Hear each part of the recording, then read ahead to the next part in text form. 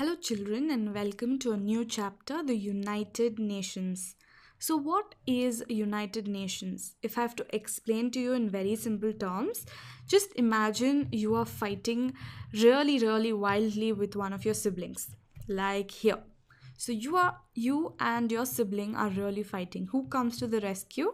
It's generally your mother, right? So your mother comes and explains why you shouldn't fight. Well, the UN is doing the exact same thing on a global scale. They try to prevent wars and spread the word of peace to the entire nation. So, when I talk about wars, let's talk about the wars that have happened in the past. So, we have the world wars. The First World War broke out in August of 1914, and it was terrible war in which several nations of the world were involved. And this war started in Europe when the industrialized nations of the world became jealous of each other's powers. Now, each country wanted its own empire to grow, and millions of soldiers and others were killed or wounded. Even houses were destroyed, and there was a severe shortage for food. So, this picture here depicts World War One. So, you can just see the amount of damage to goods, society, and humans that the war has actually done. But people didn't learn their lesson even then, and World War II broke out in September of 1939. And things escalated when USA dropped an atomic bomb over two Japanese cities, Hiroshima and Nagasaki. Now, I'm sure you must have already heard of this, and the amount of loss of life and destruction of cities that was seen in World War II was thousand times greater than the damage that happened during World War One. So if you see here, these planes are actually carrying atom bomb, and this is the effect of an atom bomb. And it's no joke, children. The effects of this atom bomb were so long reaching that generations after, people suffered. The effects of the atomic bomb were long reaching for generations after generations. Children were born deformed. Finally, people of the world learnt a lesson, and they thought they must put an end to war. And after the World War II, all the nations of the world came together to find a way to prevent wars in the future. And the tremendous amount of destruction and misery of the world faced due to the wars finally taught a lesson to them, and the nations became wiser.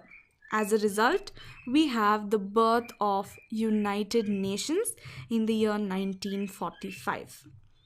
And this United Nations brought up a set of rules called the Charter of United Nations, and this was made at a conference in San Francisco, USA. And it was signed by all the 50 member countries on 24th October 1945. So when UN opened, there were 50 member countries, and these 50 member countries agreed to the charters and signed a contract saying they will follow the rules of the charter. And today, we're very proud to say that UN has 193 member countries being a part of its peacekeeping motive. So let's look at the aims of the UN first. The first aim of the UN is to maintain international peace and security. So when UN feels like there are disputes between two nations, it tries to coax the nations to solve it through discussions. But if it still feels that there is a threat for a war to happen, the UN sends forces called as peacekeeping force to prevent war. The second aim is to develop friendly relationships between nations. It believes that all the nations of the world should be friends with each other. The third aim is to encourage respect for human rights and freedom of all the people. All the member nations of the UN are expected to ensure that human rights are upheld in their country. The fourth aim is to achieve international cooperation in solving economic as well as social problems. It believes that the world can have lasting peace only when all the nations of the world achieve progress and development.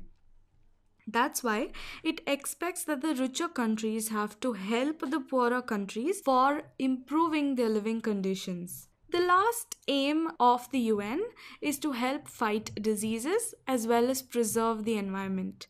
So through these aims, you can see that UN is not just focusing on one thing, but it is focusing on so many different things. Like it is focusing on peace, it is focusing on friendly relationships, it is focusing on human rights and freedom, it is focusing on social and economic problems, and it is focusing on diseases as well as preserving the environment.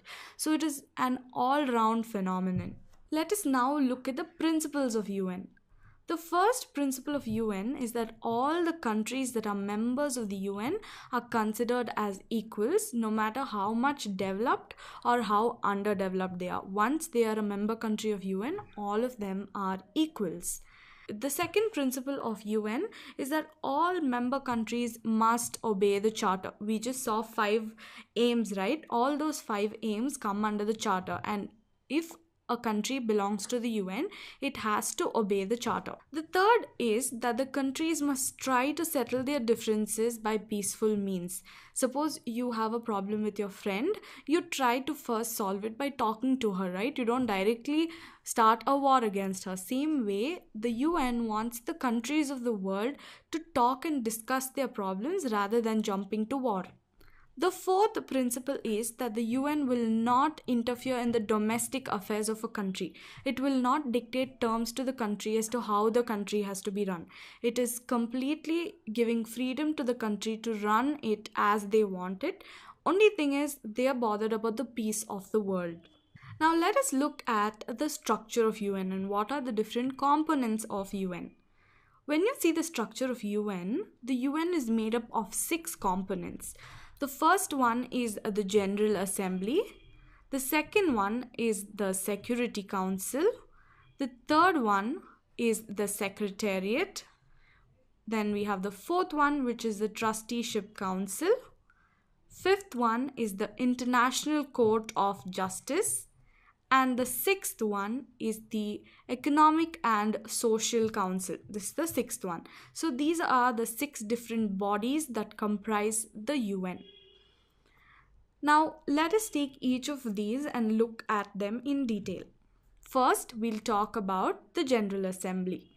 Now when you see the General Assembly, it is the main organ of the UN. This is something you have to remember. The General Assembly is the main organ. It's like your heart or your brain, which is a main organ of your body.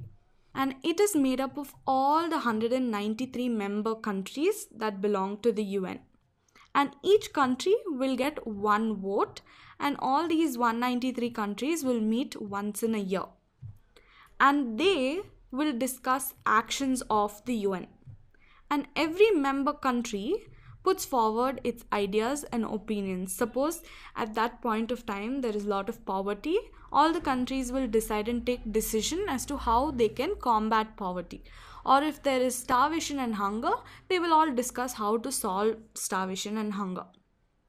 And based on the discussions and decisions that are taken, what action must be taken is decided. Now these members decide routine matters with simple majority vote. Majority vote, just like how you have your class election for your class leader, more than half is considered as majority. But when there are very, very important matters that are being discussed, the voting should be more than 2/3 majority. 2/3 of the people have to agree to something if it has to be passed. Otherwise, that particular rule or law or decision won't be made.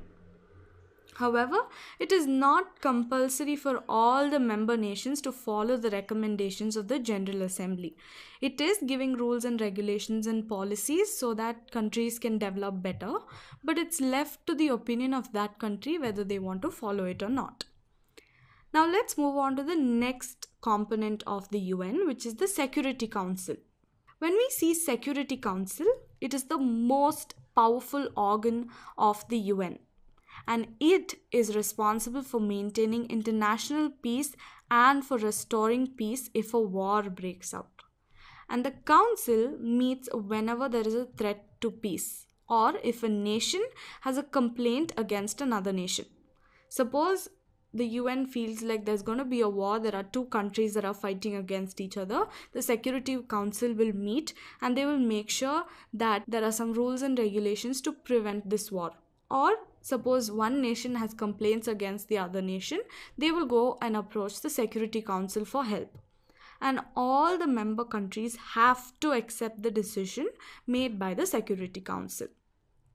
And this Security Council has about 15 members, out of which 5 of them will be permanent seats. And these permanent seats are held by the United Kingdom, the United States of America, France, Russia, and China. So these people are the 5 permanent members. And these 5 have the power to veto. Veto means overrule. They can overrule any majority resolution that is made by the General Assembly of the UN. If they decide that they don't want to pass that particular policy, they will veto it and stop it from happening. So these 5 countries have the supreme power. And the other 10 members are generally elected for a term of 2 years. Now we will look at the Secretariat. The people who work in the UN, that is the staff members of the UN, are called as the Secretariat. And they carry out the day-to-day activities of the UN. And the head of the Secretariat is the Secretary General. He or she will carry out the decisions of the Security Council, and he is a very, very powerful person. So if the Security Council decides something, it is a job of the Secretary General to make sure that it happens. So this person is extremely powerful, and the Secretary General is chosen by the General Assembly. So all the 193 members will vote and choose the Secretary General, and this is for a term of 5 years.